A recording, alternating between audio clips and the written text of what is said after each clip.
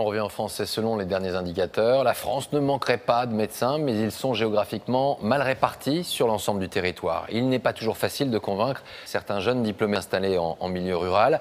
Les mesures coercitives, un temps envisagées par les lois Bachelot, ont été finalement abandonnées. Alors comment tenter d'endiguer cette tendance? Certains s'organisent, c'est le cas en Ardèche, dans cette maison de santé, direction Vence. C'est l'immersion de ce vendredi. Aurélia Guimin et Claire-Marie Denis. Dans cette zone montagneuse de l'Ardèche, les distances ne se comptent pas en kilomètres, mais en minutes. Et pour le docteur Morin, le temps est souvent crucial. On va à Malars, donc c'est à peu près, d'après le pompier, il faut à peu près 30 minutes pour y aller. Donc on n'est pas encore arrivé. L'itinéraire va être mis au point. Vive le GPS. L'urgence n'est pas vitale, mais le patient s'est luxé la hanche. Il est paralysé par la douleur.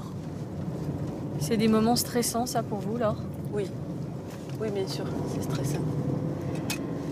Oui, parce que c'est extrêmement compliqué. Bon, c'est pas trop ce qu'on va trouver, Myriango, donc c'est là. Mais c'est stressant aussi parce qu'il faut arriver à l'intégrer dans notre activité quotidienne avec nos rendez-vous. On est parti, on ne sait pas combien de temps. On n'a pas le choix par ici, on est le premier recours. Hop. Il est comment là? Il est sur son lit et il a sorti les linges. Les pompiers sont sur place, mais ils ne peuvent pas déplacer le patient sans l'intervention de Laure. À 9h30. Et sa femme l'a retrouvé à 13h. Elle est là pour lui administrer un puissant antalgique. Aïe, aïe, aïe, ah, non, non, non, non. Aïe, aïe, aïe, le genou, relève le genou. Qu'est-ce que tu veux faire, Thierry? De toute façon, on va y aller très progressivement, d'accord? Et par là, Généraliste ici, c'est forcément être aussi urgentiste. on est dans une zone rurale, il faut le faire. C'est certain, je n'aurais pas fait ça ailleurs. Ah, les bras, voilà. Soulagé, ce monsieur peut enfin être transporté à l'hôpital. Le plus proche est à Aubenas. C'est à 1 heure d'ici. Au Vence, la médecine de campagne s'est organisée. Station médicale, bonjour. À 5h15, 17h15. Pour soigner les 7000 habitants des communes alentours et rompre l'isolement, les médecins se sont rassemblés, comme une oasis dans un désert médical. Alors, au suivant, Madame Cade, allez-y. 5 généralistes assurent ici en moyenne 100 consultations par jour. Bon, vous me dites si je peux la faire, la piqûre. C'est vrai que ça... Les patients, souvent âgés, ont dû apprendre à faire un peu plus de kilomètres pour trouver leur médecin de famille. Détendez-vous bien. Pour Émilienne et son mari, Globalement, je vous trouve en pleine forme. c'est le prix d'une médecine de qualité. Donc ici, donc, le vaccin est là.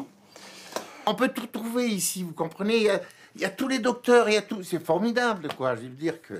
Ça vous rassure un petit peu. Ah, ça nous rassure. Ma femme, par exemple, enfin, il y a quelques années, elle a eu un malaise et en effet, le docteur Pelé a diagnostiqué un AVC.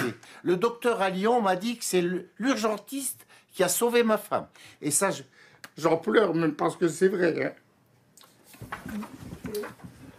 Voilà, Merci. au revoir. Allez, au revoir. Et bonne journée. Pendant plus de 20 ans, le docteur Pellet a exercé la médecine seul dans son cabinet.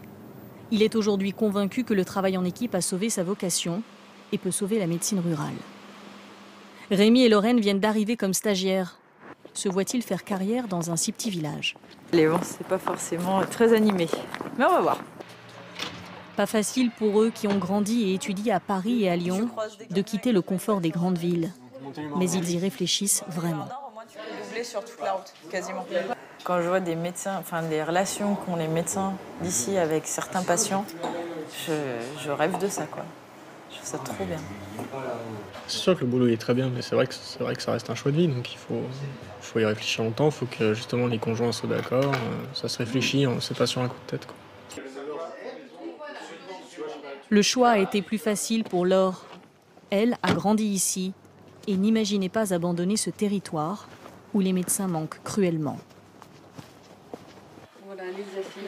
Ce jour-là, faute de spécialistes à proximité immédiate, elle sera en fonction des besoins, ophtalmologue, gynécologue ou pédiatre.